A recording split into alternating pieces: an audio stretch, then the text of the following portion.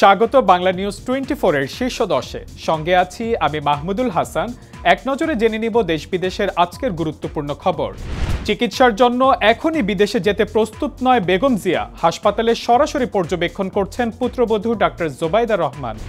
এই সপ্তাহে তাফসিল ঘোষণা, ভোট গ্রহণের সময় বাড়বে 1 ঘন্টা। কেন্দ্রে ভোটের সরঞ্জাম যাবে আগের রাতে, সিদ্ধান্ত ইসির। বিএনপির দেশ গড়ার কর্মসূচি উদ্বোধন তারেক জিয়ার। ধর্মের নামে বিভাজন করছে একটি গোষ্ঠী, অনলাইন প্রোপাগান্ডার বিরুদ্ধে লড়াইয়ের ডাক মির্জা ফখরুলের। এনসিপি, এবি পার্টি এবং রাষ্ট্র সংস্কার আন্দোলন নিয়ে নতুন জোটের আত্মপ্রকাশ। পুরাতন রাজনীতি বাদ দিয়ে নতুন বাংলাদেশ গড়তে চায় যারা, তাদের নিয়ে বাড়তে পারে জোটের পরিধি, মন্তব্য এনসিপি আহ্বায়ক নাহিদ ইসলামের।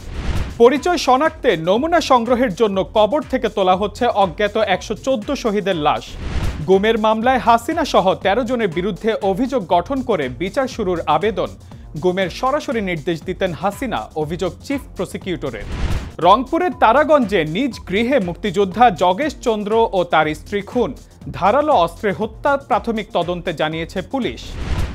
আমদানি শুল্ক হ্রাসসহ বিদেশি মোবাইল বৈধকরণের দাবিতে আগারগাঁওয়ের বিটিআরসি ভবনের সামনে মোবাইল ব্যবসায়ীদের বিক্ষোভ, যান চলাচল ব্যাহত। সুদানে কিন্ডারগার্টেন সহ একাধিক স্থানে আধা সামরিক বাহিনী আরএসএসের হামলায় 33 শিশুসহ 116 জন নিহত।